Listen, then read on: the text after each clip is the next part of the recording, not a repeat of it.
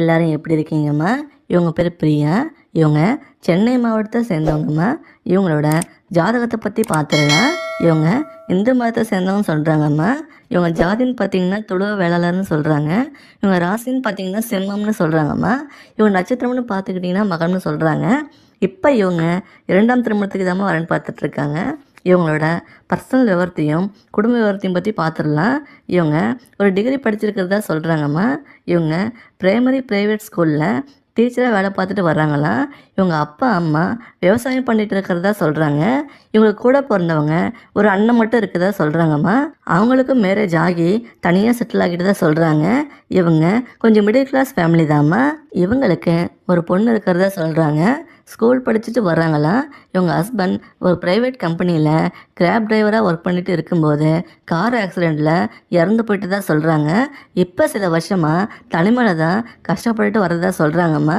இவங்க பேரண்ட்ஸ்க்கு வயசாகிட்டதால் உடம்பு முடியாமல் இருக்காங்கன்னு சொல்கிறாங்க. இவங்க தான் பார்த்துட்டு வர்றதாகவும் சொல்கிறாங்கம்மா.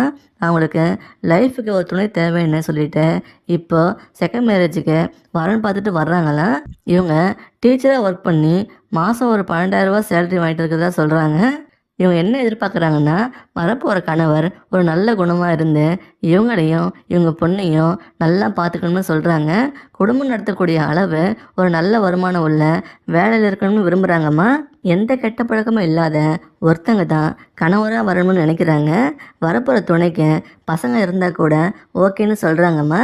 கடைசி வர ஒருத்தருக்கு ஒருத்தர் உண்மையாக இருந்து இவங்கள சந்தோஷமாக வச்சுக்கணும்னு விரும்புகிறாங்க. உங்களுக்கு இவங்கள பார்த்துக்கக்கூடிய அளவு நல்ல வசதி இருந்து தனிமையில் கஷ்டப்பட்டுட்டு இருந்து துணை தேடுறீங்க அப்படின்னா நீங்கள் இவங்கள மேரேஜ் பண்ணிக்கிட்டால் இவங்கள நல்லா பார்த்துக்க ஒரு நல்ல வாழ்க்கை துணை கிடைப்பாங்கம்மா.